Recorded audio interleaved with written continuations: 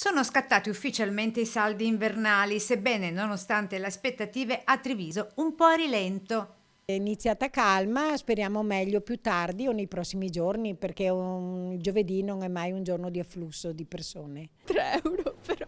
Quanto? 3 euro però diciamo che c'è la carta, la mamma ha detto di sì, quindi dai, così.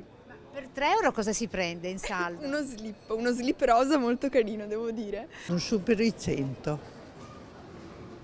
Ho 6 nipoti, quindi bisogna un po', Deve calibrare un attimo la spesa. chiaramente. Quanti bei sacchetti, che cosa ci sarà qua Un dentro? paio di scarpe.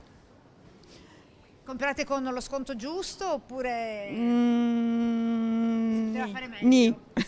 Doveva contrattare. Ecco, ha ragione. Abbiamo avuto un incremento quest'anno, anche le feste natalizie sono andate bene, i saldi un pochettino a rilento stamattina, però siamo positivi. Pantalone e delle maglie. Posso vedere? Ecco. Ah, belle, sì, sì, anche insomma in tema con le festività. Ok, Quanto ha speso? sulle 100 euro. Sacchetto piccolo, regalo grande di solito. Cosa ha comprato? No, niente di speciale, è una cosa che serve a mio figlio, niente di che. In sconto anche la cultura, ma con tessera fedeltà. Dei libri in salsa, sono andate la Feltrinelli e semplicemente quello.